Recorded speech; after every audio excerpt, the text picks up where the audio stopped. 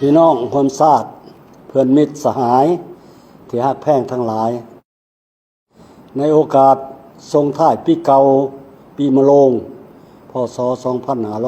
2567และต้อนรับปีใหม่ปีมะเสงพ.ศ.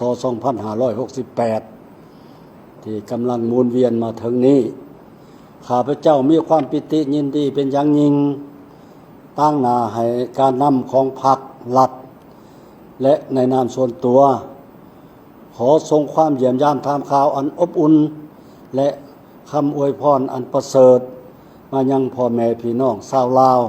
ที่เคารพรักทุกทั่วหน้าในทั่วประเทศรวมทั้งชาวลาวที่กำลังดำรงชีวิตอยู่ต่างประเทศก็คือเพื่อนมิตรชาวต่างประเทศที่กำลังดำรงชีวิตและปฏิบัติเวียงงานอยู่สาธารณรัฐประชาธิปไตยป่าสนลาวทุกทั่วหน้ามาณโอกาสนี้พ่อแม่พี่น้องเพื่อนมิตรสหายที่ฮักแพงตลอดปีที่ผ่านมานั้นเป็นปีหนึ่งที่ป่าสนลาวทั้งชาติพวกเฮาได้ทุ่มเทแห่งกายและแห่งใจสติปัญญาสามัคคีเป็นจิตหนึ่งใจเดียวร่วมกับพรรครัฐทุกๆขันพร้อมกันบุกบืนปฏิบัติบรรดาแนวทางนโยบายของพรรคแผนพัฒนาเศรษฐกิจสังคมของรัฐวางออกได้รับผลสำเร็จที่เป็นรูปธรรมหลายด้าน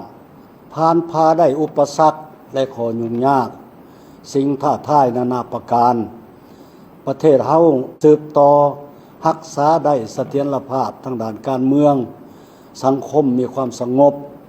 และเป็นระเบียบเรียบร้อยเศรษฐกิจสืบต่อขยายตัวในทวงถาดีขึ้นชีวิตการเป็นอยู่ของป่าชนได้รับการปรับปรุงอิทธิพลบทบาทของสปป.ลาวต่อสากลได้สืบต่อรับการเสริฐสู้สูงเด่นขึ้นข้าพเจ้าขอถือโอกาสนี้แสดงความย่องย่อสมเชยมายังคณะพรรคอำนาจการปกครองแต่ละขันสมาชิกพรรคพนักงานกำลังประกอบอาวุธนักธุรกิจผู้ประกอบการป่าชนลาวบรรดาเผ่าร่วมทั้งพี่น้องชาวลาวอยู่ต่างประเทศทุกทั่วหน้าที่ได้ประกอบส่วนเขาในบรรดาผลสำเร็จดังที่ได้กล่าวมานั้นพร้อมกันนั้นขอแสดงความขอบใจอย่างจริงใจต่อการสนับสนุนสวยเหลืออันล้ำค่าของบรรดาประเทศเพื่อนมิตรและองค์การจัดตั้งสากลที่มีต่อสาธารณรัฐประชาธิปไตยป่าชนลาวอย่างเสมอต้นเสมอปลายตลอดมาพี่น้องร่วมชาติเพื่อนมิตรที่ฮักแพงทั้งหลายปีใหม่นี้เป็นอีกปีหนึ่งที่สภาพการของโลกและภาคพื้น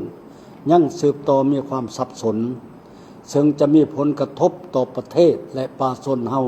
อย่างหลีกเลี่ยงบ่ได้ก็ตามแต่พวกเฮาก็ยังเห็นว่าเป็นปีหนึ่งที่พวกเฮาถือว่าเป็นปีที่มีกาลโอกาสเต็มไปด้วยความหวังแห่งการนำพาประเทศชาติก้าวสู่อนาคตอันสดใสเป็นปีม่วนท้ายของการจัดตั้งปฏิบัติมติของประชุมใหญ่ครั้งที่11ของพรรคและแผนพัฒนาเศรษฐกิจสังคมแห่งชาติ5ปีครั้งที่9เป็นปีแห่งการเฉลิมฉลองบรรดาเหตุการณ์ประวัติศาสตร์สำคัญของพรรคและของชาติเฮาเป็นปีที่พวกเฮาจะได้พร้อมกันออกแห้งสร้างผลงานเพื่อคำนับรับตอนของประชุมใหญ่ครั้งที่12ของพรรคที่จะมาถึงพร้อมกันนั้นก็เป็นปีที่พวกเฮาสืบต่อปฏิบัติแนวทางนโยบายเปลี่ยนแปลงใหม่ของพรรคให้เข้าสู่ล่วงลึกปรับปรุงกงจากการจัดตั้งตามทิศกทัดรัฐและมีประสิทธิผลปฏิบัติหลายกลไกนโยบายมาตรการเพื่อแก้ไขปัญหาความยุ่งยากทางด้านเศรษฐกิจการเงินของประเทศสืบต่อยุ่งแห้งการสร้างเศรษฐกิจเอกราชเป็นเจ้าตนเองโดยสมทบถ่าแห้งบ่มซ่อนภายในกับกำลังแห้งของยุคสมัยเพื่อสร้างพื้นฐานอันนักแน่นให้แก่การพัฒนาอย่างแข็งแรง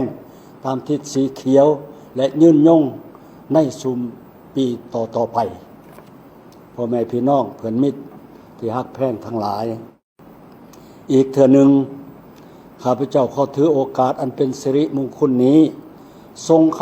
ำอวยพรไสอันประเสริฐมายังพ่อแม่พี่น้องชาวลาวในทั่วประเทศตลอดถึงพี่น้องคนเชื้อสายลาวที่อาศัยอยู่ต่างประเทศก็คือชาวต่างประเทศที่ดำรงชีวิตและปฏิบัติหน้าที่อยู่สปป.ลาวจงมีสุขภาพเข้มแข็งมีความอยู่เย็นเป็นสุขมีผลสำเร็จในหน้าที่เวียงงาน